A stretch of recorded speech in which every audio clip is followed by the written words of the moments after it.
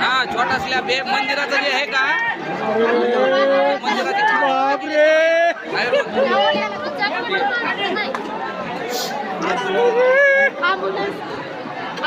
Ambulance बोलवा.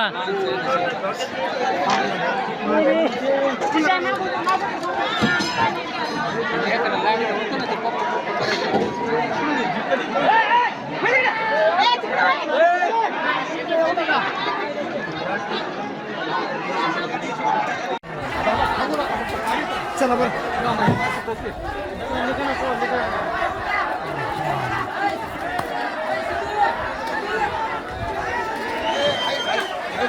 परभणी जिल्ह्यातील मानवत तालुक्यातील यशवाडी येथील सुप्रसिद्ध मंदिर हनुमानाचं मंदिर आहे आणि या मंदिराचं सभा मंडप कोसळल्याची घटना दुर्दैवी घटना घडलेली आहे. आपण बघितलं त्या ठिकाणी बचाव कार्य सुरू करण्यात आलेलं आहे.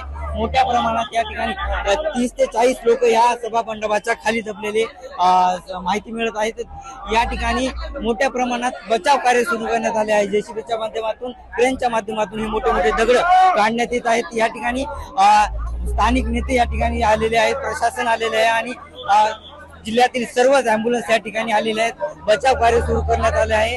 अनेक रुग्णांना मोठ्या संख्येने रुग्णालयात दाखल करण्यात येत आहे. आपण बघितलं तर या ठिकाणी मोठ्या संख्येने पोलीसही आलेले आहेत. त्या ठिकाणी बचाव कार्य सुरू करण्यात आलेले आहे. एकंदरीत बघितलं तर नागरिकांच्या मदतीने आणि पोलिसांच्या मदतीने या ठिकाणी पूर्ण बचाव कार्य सुरू करण्यात आलं आहे. एकंदरीत पालकमंत्री मेघना बोर्डीकर, राजेश विटेकर स्थानिक सर्वच नेते या ठिकाणी आले आहेत आणि पूर्ण लक्ष देऊन आहेत.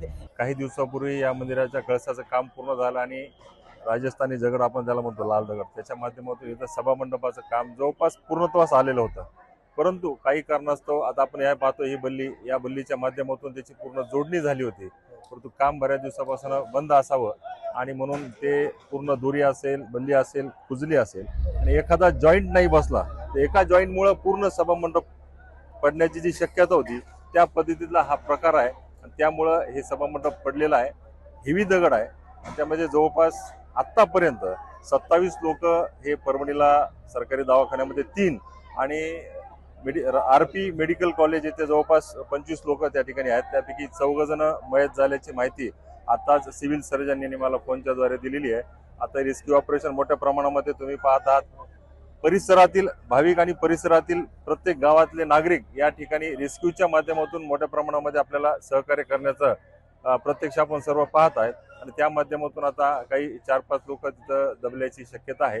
दगड क्रेनच्या माध्यमातून काढण्याचं काम चालू आहे. ते झाल्यानंतर खऱ्या अर्थानं किती जखमी आहेत आणि किती मयत आहे याचा आकडा आपल्याला त्या ठिकाणी समजेल. आज काळानं ज्या लोकांवर घात घातलाय, साहजिकच कुठतरी बांधकामामध्ये काहीतरी कमतरता निर्माण झाली असेल, त्यामुळे ही घटना घडलेली आहे. निश्चितच अशा घटना नाही घडायला पाहिजे. परंतु जे काही 27 लोक आता आपण रेस्क्यू केले होते त्यातले 4 लोक दगावले म्हणून कल्पना आहे. शिंदे, साम टीव्ही न्यूज, परभणी. महाराष्ट्रातील सर्व बातम्यांचे विश्वासार्ह व्यासपीठ.